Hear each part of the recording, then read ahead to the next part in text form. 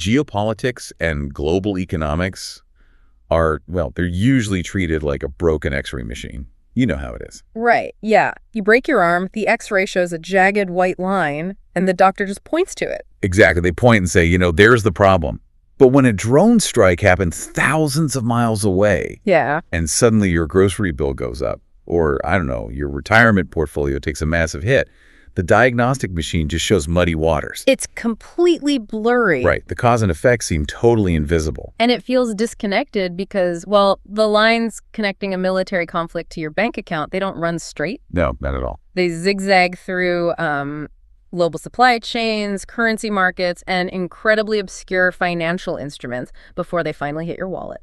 So today, we are going to fix that X-ray machine. Welcome to today's custom-tailored deep dive, designed specifically for you, the learner. We've got a lot to get through today. We really do. We're taking a stack of intense reporting. We have geopolitical analyses from The Economist and Jeune Afrique. Some really fascinating stuff in there. Oh, absolutely. Plus, fresh economic data on currency markets, a pretty stark warning from the Bank of Korea, and an urgent flashing red alert from the Financial Supervisory Service. The FSS. Right. And our mission here is to trace the exact invisible lines from a missile strike in the Middle East straight into your personal savings. But just a quick note before we dive into the data, we are looking at incredibly volatile, highly charged military conflicts today. Yeah, involving the U.S., Israel, Iran, and various allied groups. Exactly. And our goal isn't to tell you who is right or wrong politically. We're not taking sides. Not at all. We are just here to impartially follow the money and the mechanisms exactly as our sources present them, so you can understand the economic reality unfolding around you. Okay, let's unpack this, because we need to start right at the epicenter. The Middle East? Right. We are entering the 5th week of this escalating U.S., Israel, and Iran conflict. And the Hormuz Strait, which is this massive global artery. It normally handles, 15% of the world's oil? Yeah, 15%. And it is effectively blocked right now. Which is wild, because when a waterway that crucial shuts down, and a nation is under intense military bombardment and heavy global sanctions, you'd expect total collapse. Exactly. Conventional economic theory dictates their economy should go into absolute free fall. Yeah. You cut off the exports, you starve the engine. But I'm looking at this analysis from The Economist, and, the math is completely broken here. It doesn't make sense on paper. No. They are reporting that Iran is paradoxically winning this energy war.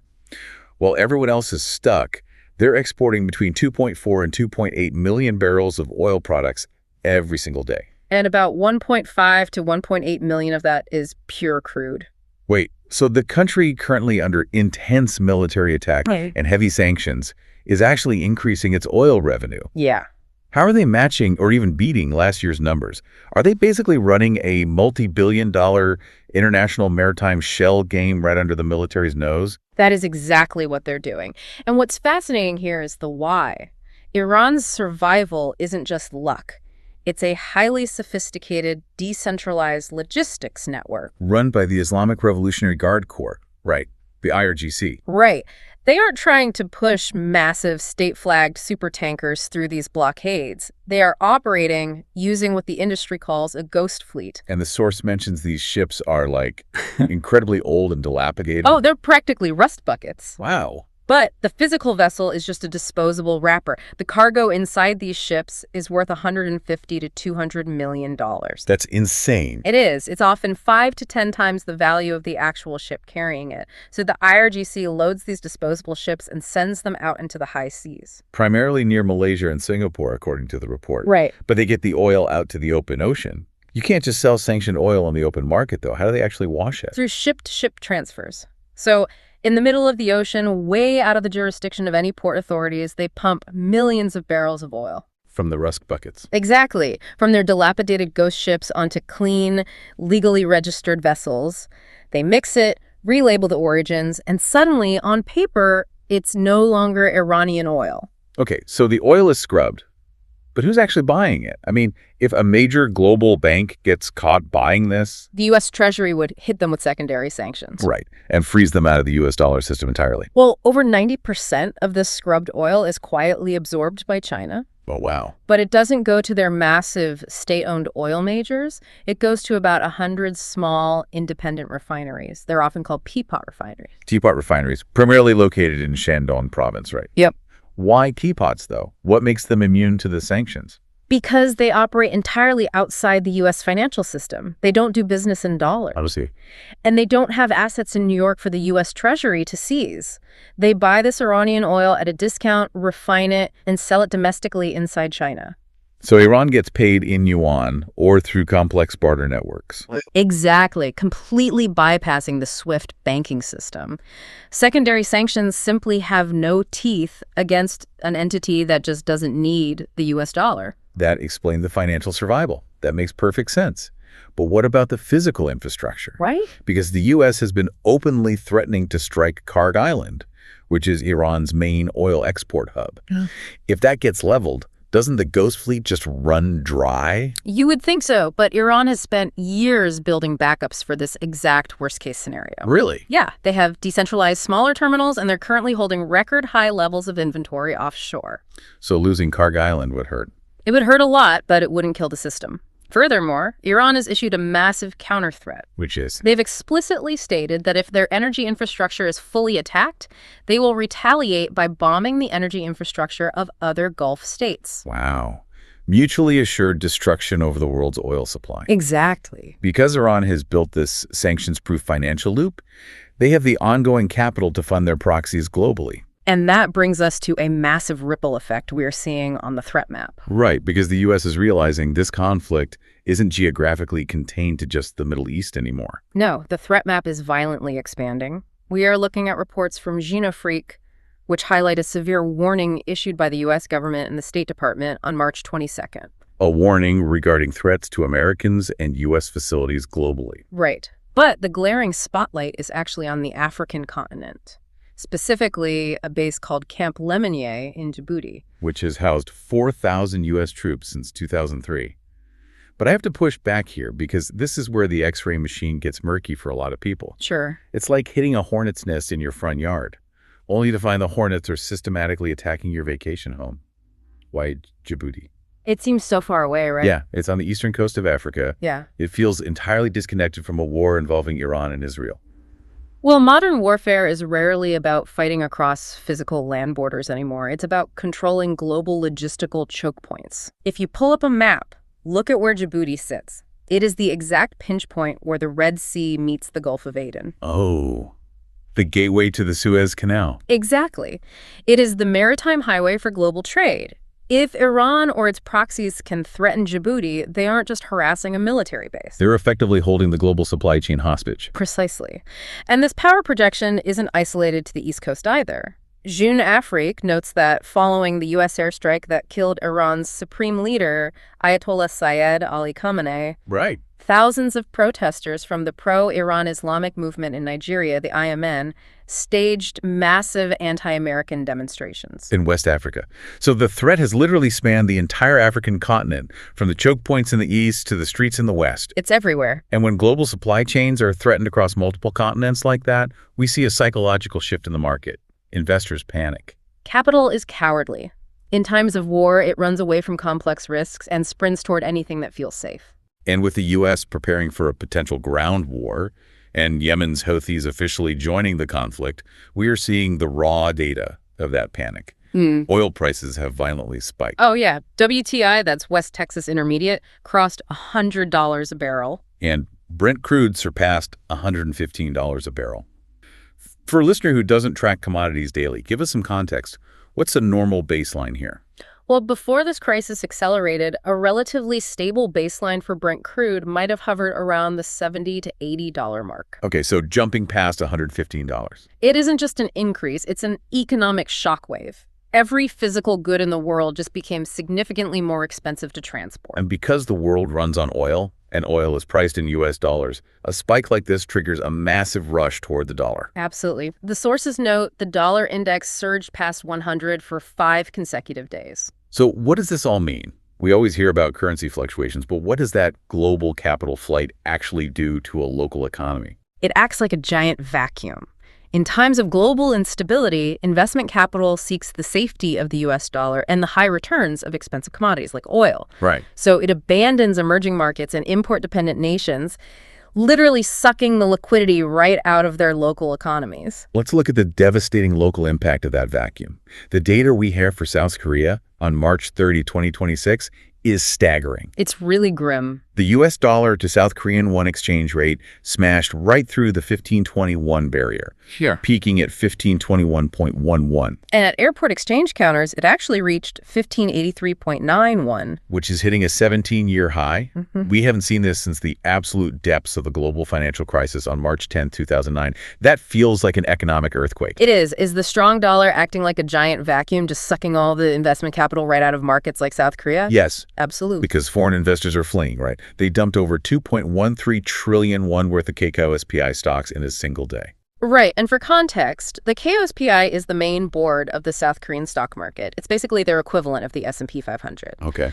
Seeing over 2 trillion won evaporate in a single session shows you the speed of this capital flight. South Korea is heavily reliant on imports. So they now have to buy that hyper-expensive $115 oil using a currency that is structurally collapsed against the dollar. It's the ultimate double whammy. The things you need cost more, and the money you use to buy them is worth less. But the Bank of Korea's newly released Financial Stability Situation report reveals that this capital flight is slamming into an economy that is already secretly fragile. And central banks usually speak in very muted, careful tones. So when the Bank of Korea warns of a complex challenge driven by this Middle East crisis, bringing rising prices combined with stalling growth. Right. They are sounding a major alarm. They are talking about stagflation. Stagflation. Prices go up, but wages and economic growth stay flat. The worst of both worlds. The Bank of Korea notes their financial vulnerability index has jumped to 48.1, which is notably above the long-term average of 45.4. But the real ticking time bomb in this report is private credit leverage. The debt. Household and corporate debt in South Korea is now sitting at 200.2% of its nominal GDP. This raises an important question about how long they can withstand this. Let's slow down and put this in human terms, because 200.2% is an abstract number. Sure. The developed nation average is 68.5% for households and 90.9% for corporations. South Korea's debt is literally twice the size of the entire economy itself. Yeah. So imagine you are a local bakery owner in Seoul. It's a perfect example. If our economy is already walking around carrying a backpack of debt that is twice its own size, and now we're dropping the heavy anvils of $115 oil and a crashed currency into that backpack. Because the cost of the imported wheat you need to bake bread and the energy you need to run your ovens has just doubled. Right. You want to raise the price of your bread to survive, but you can't because your customers' wages are stagnant and their money is worth less. Exactly. So you go to the bank for a loan to keep your doors open. But what does the bank see? The bank sees that the entire system is already leveraged at 200% of GDP. Right. They are terrified of mass default, so they tighten lending standards and push interest rates higher. The baker is squeezed from the global supply chain above and choked by the domestic debt load below. Aren't we just waiting for the straps on that backpack to break? We really are. The system can only absorb so much imported inflation before the cost of servicing that massive mountain of debt breaks the consumer. Which is exactly why the Bank of Korea is publicly urging immediate contingency plans and preemptive monitoring. They know this external shock from the Middle East could be the spark that detonates that massive domestic debt bomb. Exactly. Here's where it gets really interesting. When everyday people, like our hypothetical baker, or you, the listener tuning in right now, face this exact economic pressure, they don't just sit still. No, they scramble. When inflation is eating their groceries and their currency is weak, they try to protect themselves. They try to find a way to hedge against the pain they feel at the gas pump. It is a completely rational human instinct. If oil is causing the crisis, people assume they should invest in oil. Right. But by doing so, they are stepping into a massive, poorly understood financial trap. It's a huge trap. We are looking at an urgent alert from the Financial Supervisory Service, the FSS. They actually held an emergency meeting on March 12th with experts. Because retail investors are diving headfirst into the volatility. Swarming it. Between March 1st and 10th, trading volume in regular oil-based exchange-traded products, or ETPs, surged by 1,153%. Yeah, that's massive. And inverse products betting against the market spiked 954%. And leveraged products multiplying your bets jumped 379%. The FSS is stepping in because they are watching retail investors blindly buy toxic assets. The first trap they highlight is called disparity rates, or in Korean, go-ryu. Break down the mechanics of that. If I open my brokerage app and click buy on an oil ETF right now, what am I actually getting trapped by? Okay, so an ETF is supposed to track the price of the underlying asset. In this case, the raw oil. Right. But when thousands of panicked retail investors swarm into the market, the sheer demand for the ETF itself artificially inflates its market price. Oh, I see. It splits apart from the actual value of the raw materials it represents. You end up paying a massive premium. So even if the actual price of crude oil goes up over the next month, when that ETF eventually normalizes and resyncs with the real-world asset value, the premium evaporates. Exactly. You took a massive loss despite predicting the commodity trend correctly. But the deepest warning from the FSS was specifically aimed at the leveraged and inverse products. They highlighted a mathematical mechanism called the negative compounding effect. This is where it gets really dangerous. Because a lot of people assume buying a 2x leveraged oil ETF right now is just like buying a barrel of oil, safely keeping it in your garage, and if oil goes up 10%, you make 20%. That assumption is precisely what destroys wealth. Really? Yes. These leveraged and inverse instruments are not designed to be held in your garage for months. They are rebalanced daily. Daily? Yeah. They exist so large financial institutions can execute short-term hedges, not for retail investors during periods of extreme geopolitical volatility. Walk me through the actual math of this negative compounding. Yeah. Why does holding it destroy your money? It sounds like running on a treadmill on a cruise ship during a hurricane. That is a brilliant analogy. You're spending all your energy, but mathematically you are guaranteed to lose ground. Let's use a simple, non-leveraged example first. Okay. Imagine you invest $100 in a standard index. The market is choppy because of unpredictable war news. On Monday, the index drops 10%. You now have $90. Right. On Tuesday, the index rebounds and gains 10%. Okay, 10% of 90 is 9, so I have $99. Right. The market went down 10%, then up 10%. It ended perfectly flat, but you lost $1. Oh. Now, apply that to a 2x leveraged product in a highly volatile market, swinging wildly day-to-day based on drone strikes and blocked straits. The math bleeds you dry. It's not an investment at all. It's a compounding casino game. Exactly. It's like sitting at a roulette table where, because of the daily rebalancing math, the house automatically shaves a microscopic percentage off your stack every single time the wheel spins. Yep. Even if you guess the final outcome correctly a month from now, you've bled out to zero along the way. Wow. In a sideways, choppy, volatile market, the negative compounding effect guarantees that your cumulative return will be lower than the underlying asset. The math literally works against you. And that is why the FSS is pleading with brokers to educate their clients on these hidden risks. They have to. These instruments become toxic wealth destroyers for retail investors. It is an incredible, almost unbelievable chain reaction we've traced today. Think about the invisible lines we just illuminated on that X-ray machine for you. It's all connected. An unresolved military conflict in the Middle East forces the IRGC to orchestrate a fleet of dilapidated ghost ships, laundering oil off the coast of Malaysia to fund their war machine. Right. Because they secure that funding, they project power globally, forcing the U.S. to put African military bases at critical trade choke points on high lockdown. Which then spooks the markets. Exactly. That sprawling geopolitical terror causes global investors to panic, fleeing to the U.S. dollar. That creates a massive vacuum that drains capital out of global markets. Crashing currencies like the South Korean won to a 17-year high. Right. And that massive external shock then threatens to detonate a fragile domestic economy, already staggering under a 200% debt load. The stagflation threat.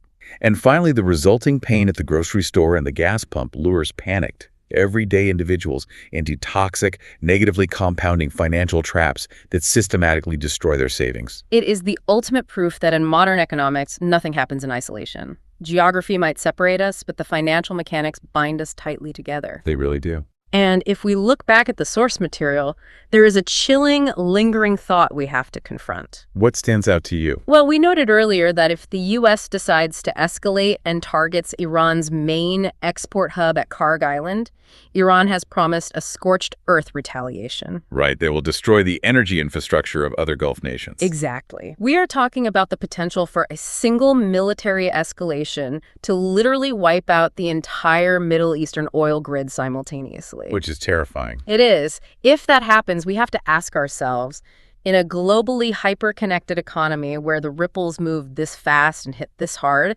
does the concept of a safe haven asset even exist anymore? Wow. Or is every single portfolio in every single country now permanently on the front lines? That is the multi-trillion-dollar question to leave you with. Because as we've seen today, the connections between a block straight halfway across the world and your local bank account are entirely real, even if they seem invisible. Thank you for joining us on this custom deep dive. Remember, true wealth isn't just about what you invest in today. It's about understanding the deep, often hidden, geopolitical currents moving underneath everything you own. Keep learning, keep questioning, and we'll catch you on the next deep dive.